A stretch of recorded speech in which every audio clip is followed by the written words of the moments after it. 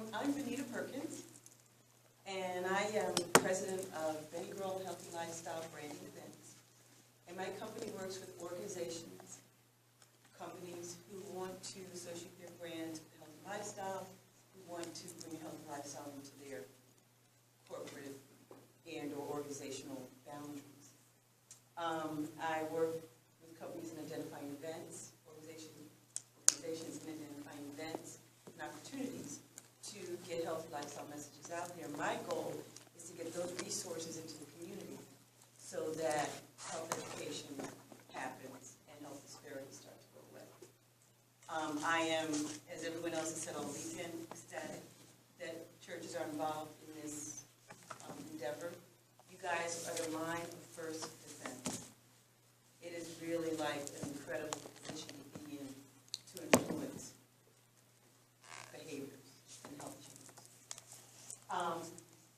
I am a certified group fitness instructor. I've been teaching group fitness for 15 years now. I started because I put an exercise video out to gospel music, house and club, step in upper body exercise videos. So my motivation in getting into this industry was about disparities, was about looking around in my own environment and seeing family members, friends, acquaintances, just, people I know, not just overweight, but obese. So to me, that was my first thought was, when we put there's this great gospel music out there, there's, step is so much fun, it's a no-brainer, put the two together, bam, you've got a great workout that's going to motivate. What happens is you have to have your timing. 15 years ago, people weren't as, they weren't as concerned about health issues as they are today. Now, it's not should you should you lose weight, or should you change your behavior. It's how can I change it? That wasn't the question 15 years ago. The question was, so what? Or the comment was, so what? So this is a great time. My goal today is to get you comfortable with how to implement a fitness program. Wellness has a big umbrella. It includes dealing with illnesses and how to handle them. It includes dealing with mental issues. My focus is fitness. So everyone has to pick their part, and this is my part. And I think churches have an incredible opportunity to bring fitness into people's lives who might not have had that opportunity before, might not be able, might not be exposed to getting to the gym, maybe have never exercised. How to develop a successful church-based fitness program. A lot of churches started, a lot of organizations started, but what happens is after a month or two, after 6 months, nobody comes anymore. Right. The program kind of goes away. Nobody's changed their behaviors. Nobody's made improvements in their health. And so it becomes an effort that was a good effort, but didn't succeed with its goals.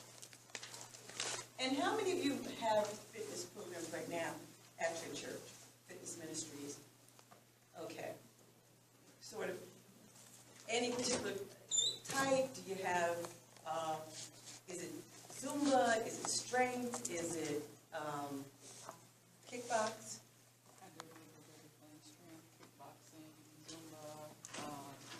So you do it. Well, I have a team. We have a team of instructors. I'm just the team instructor. Okay. So feel free to, jump in at any time because you're already in the middle of it. If you have any questions as we go along, feel free. Okay. The question isn't, when do you bring a fitness ministry to your church? The question is, how do you bring it to your church? How do you make this happen? And the goal of any fitness program is to bring motivation and results. So when you start a fitness program, you can't just start it and say, I'm going to do it because everyone needs to exercise.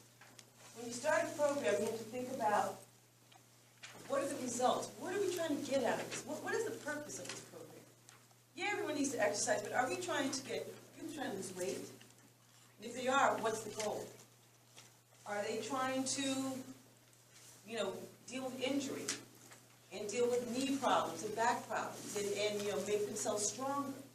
So you can't just throw a program out there without a purpose.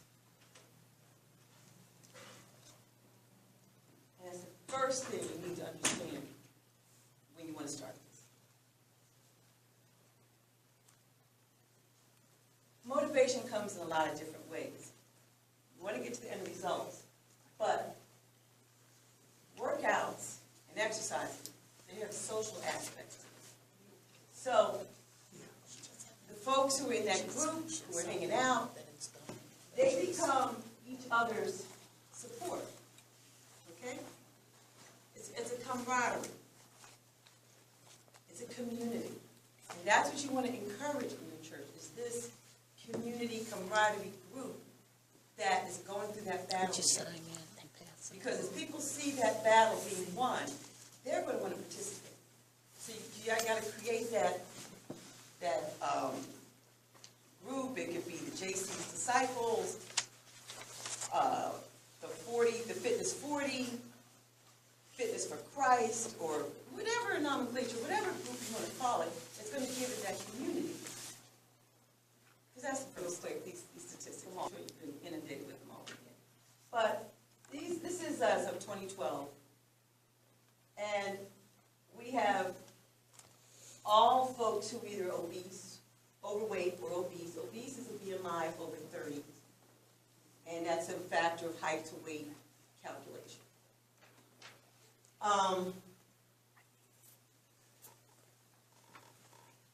African American women, all women, in terms of obesity, and I only focus on obesity. I don't look at overweight because I think in terms of the statistics, government statistics, overweight doesn't really refer to us because we don't mind being at a bigger BMI.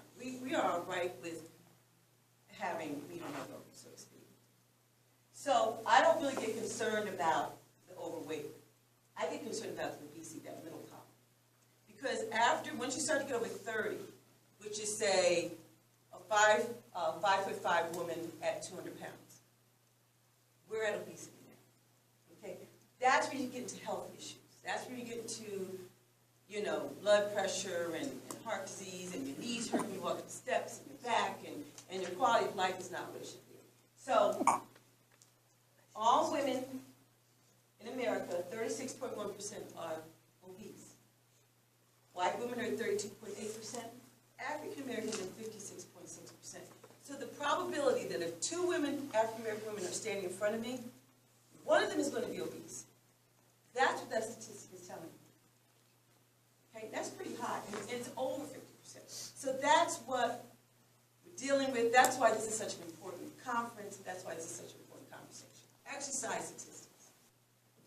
Now, I'm a big group fitness person. I've grown up in group fitness. I'm a personal trainer, certified personal trainer. I've done that too. I get more energy out of the group fitness program or class. I get more commitment out of that class. So these statistics kind of reinforce what I already know. Fitness program, group fitness should be a big part of it. And you have to look at group fitness as a segment. You can't blend it with exercise, and personal training weights, and then, you can go over here and take this class. They're two different perspectives. So you have to treat them differently when you're putting that fitness program together. 90% of exercisers say they prefer to work out in a group. Okay, so, and I think you'll find that in your own ministry. We're going to go over questionnaires in a minute, because these are the kind of questions you're going to be asking before you decide to set up a program. Members who attend group exercise classes come to their gyms 3 times per week compared to industry average of 1.9 visits per week.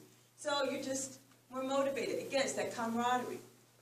My girlfriends are going to be there. My people who care like I care about this battle are going to be there. If I don't show up, I'm going to miss out on that step towards, staying fit. So it's an important motivator, that group fitness class. 6% of group exercise folks said that was the number 1 reason they chose a gym. So, and that's mostly us, that's mostly women.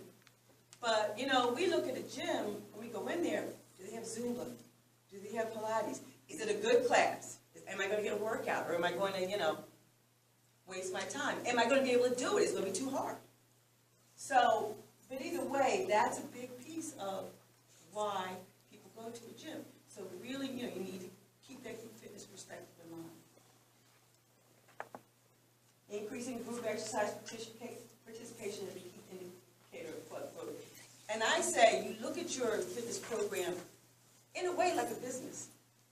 You want to see increased participation. That's your indicator that you're successful. You want to see that people are making changes. You want to see that you're running out of space and, you know, you got to limit the number of people that can come to the class. You need to deal with success barometers. Because if you lose sight of that, your program's going to lose sight of its focus and it's not going to sustain. So set goals for the program. How many people can you attract? How many people are going to sign up? That's goal one. How many pounds can they lose?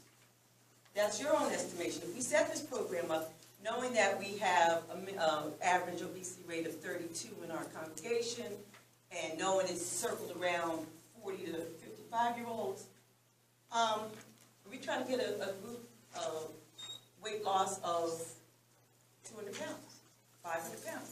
You know, your own little internals to let you know if this thing is working. How many folks will improve their health numbers after the program? If you have high blood pressure, how many are going to be able to reduce that pressure? How many are going to be able to reduce their glucose levels, their diabetes, go off the medication? Another indicator of if your program is successful. You need to keep track of this. And before I go any further, questionnaires addressing these issues are very important. So before you even think of a program, ask your congregation, ask the people who are going to be affected. Are you a man or are you a woman? What's your age? What's your fitness level? Do you exercise all the time? Do you never exercise? Do you have exercised like 5 months ago, 6 months ago? Maybe you go to the gym 3 times a year. Know who you're dealing with, because that's going to dictate the kinds of classes you have. You need classes that are going to encourage people to come. You can't have a high-intensity class for people who haven't exercised ever. Okay, it's not going to, they're never coming back. You can't have a chair exercise class for people who walk every day. They're never coming to the class.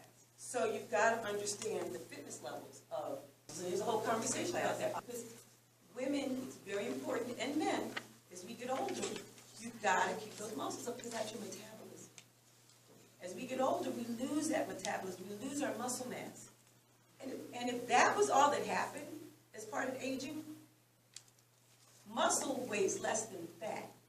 So if all I did was lose muscle mass, I'd be skinny and flat. Okay? But that doesn't happen.